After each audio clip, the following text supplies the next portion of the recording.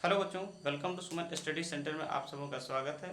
आज हम लोग क्लास 10th का गणित चैप्टर 2, जिसको हम लोग बहुपद कहते हैं, इंग्लिश में पॉलिनोमियल्स कहा जाता है, तो उसके बारे में थोड़ा सा बेसिक जानते हैं।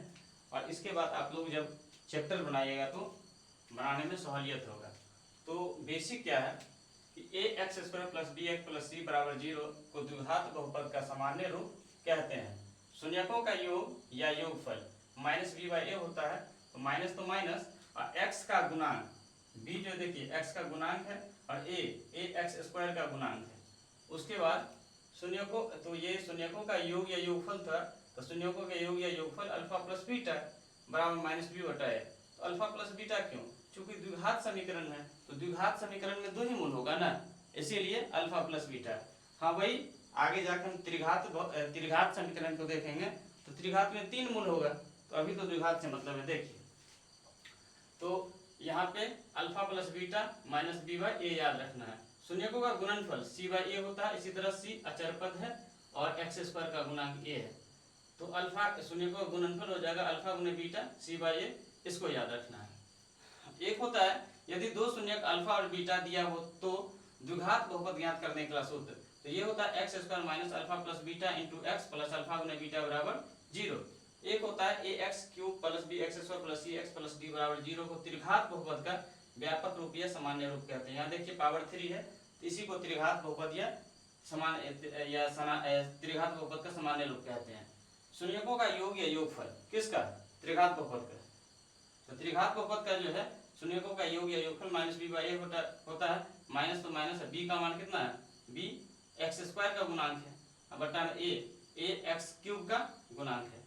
तो शून्यकों का योग फल क्या हो जाएगा? Alpha plus beta plus gamma. चूंकि यहाँ पे त्रिघात बहुपद आ गया तो 3 मूल हो जाएगा ना, इसीलिए alpha plus beta plus gamma बराबर माइनस बी बटा ए।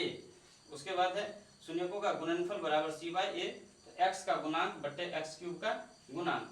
तो यहाँ पे दो मूल एक साथ है, alpha beta plus beta gamma plus gamma alpha equal to c by ए।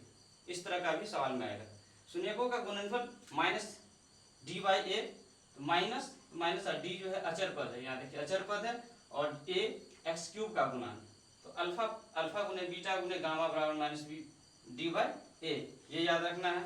उसके बाद है यदि 3 शून्यक अल्फा बीटा गामा दिया हो तो त्रिघात बहुपद ज्ञात करने के लिए x cube minus alpha plus beta plus gamma into x square plus alpha beta gamma plus gamma alpha into x minus alpha beta gamma बराबर 0। अगला है रैखिक बहुपद। एक घात वाले बहुपद को रैखिक बहुपद कहते हैं, यानी जिसका पावर 1 हो। उसके बाद है द्विघातीय बहुपद। तो द्विघातीय किसको कहेंगे? जिसका पावर 2, तो 2 घात वाले बहुपद को द्विघातीय बहुपद कहते हैं। जैसे a x square plus b x plus c बराबर 0, 2x square plus 5x plus 2 बराबर 0। आगे देखिए त्रिघाती बहुपद। 3 घात वाले बहुपद को त्रिघाती बहुपद कहते हैं। जैसे a x cube plus b x square plus c x plus d बराबर 0।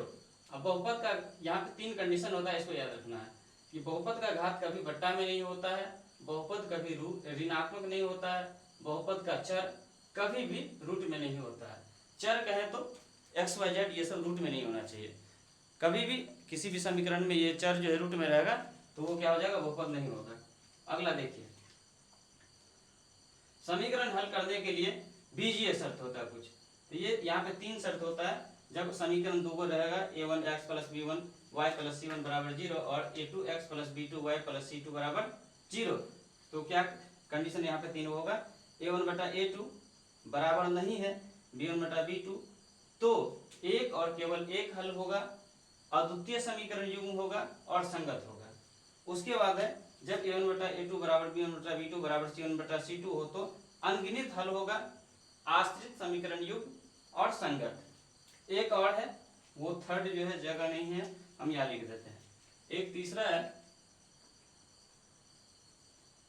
थर्ड है आपका a1 बटा a2 बराबर नहीं है b1 बटा b2, नहीं ये वाला तो दिया गया है, यहाँ बराबर होगा a1 बटा a2 बराबर b1 बटा b2 और बराबर नहीं होगा c1 बटा c2, तो क्या हो जाएगा?